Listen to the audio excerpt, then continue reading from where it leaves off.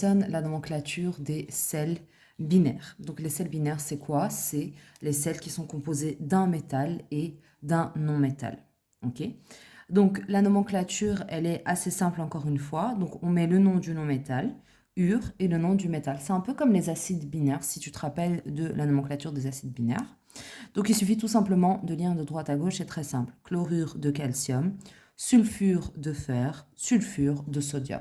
Donc bien sûr, ça ne sera jamais le soufre. Tu devras toujours prendre le sulfure pour le soufre en fait. Parce que le soufrure, ça n'existe pas comme d'habitude.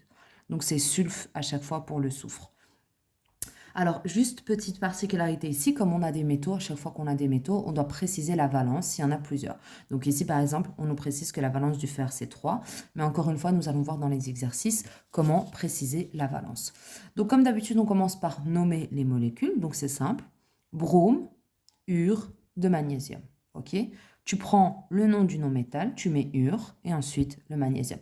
Et t'oublie pas d'enlever le E, bien sûr, parce que chlore, E, ur, c'est un peu compliqué. Donc ici, ça va être bromure de magnésium. Ici, le magnésium est un métal des familles principales, donc il n'a qu'une seule valence possible. Donc, pas la peine de se poser la question ici. C'est valence 2, le magnésium, pas besoin de préciser puisqu'il n'a qu'une seule valence possible. Ici, chlorure de fer. Donc, j'écris chlorure de fer. Ici, le fer, c'est un métal des métaux de transition, donc il peut avoir plusieurs valences possibles. Donc, on va devoir déterminer quelle valence il a dans cette molécule. Donc, comme d'habitude, vous savez comment est-ce qu'on détermine la valence. On fait le chiasme inverse. On transforme les indices qui sont en chiffres arabes en valences qui sont en chiffres romains. Donc, tac, tac, tac, ici, ça nous donne 3. Tac, tac, tac, ici, ça nous donne 1, puisqu'on a un 1. Le fer ayant plusieurs valences possibles, on ne peut pas l'utiliser pour être certain de la valence. Donc, il va falloir utiliser l'autre atome. Et ici, en l'occurrence, c'est le chlore. Le chlore, il est valence 1. Est-ce que c'est bien le cas? Oui. Si une des valences est bonne, ça veut dire que toutes sont bonnes. Donc ici, on sait que la valence du fer ici, c'est 3. Alors, maintenant, pour écrire la formule moléculaire à partir du nom, comme d'habitude, on écrit de droite à gauche. Chlorure de sodium. D'accord? Comme d'habitude, je vérifie si ma formule est correcte. Je mets NaCl. Je vais regarder quelle est la valence de Na. Na, c'est valence 1. Donc ici, je mets 1. Le chlore, ici, c'est valence 1.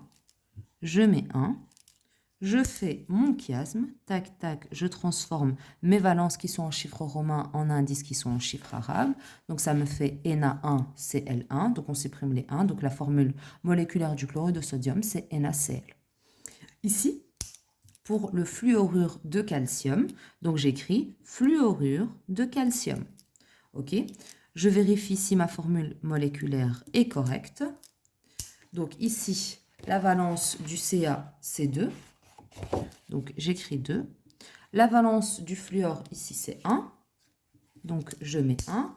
Je fais mon chiasme. Je transforme mes valences qui sont en chiffres romains en indices qui sont en chiffres arabes.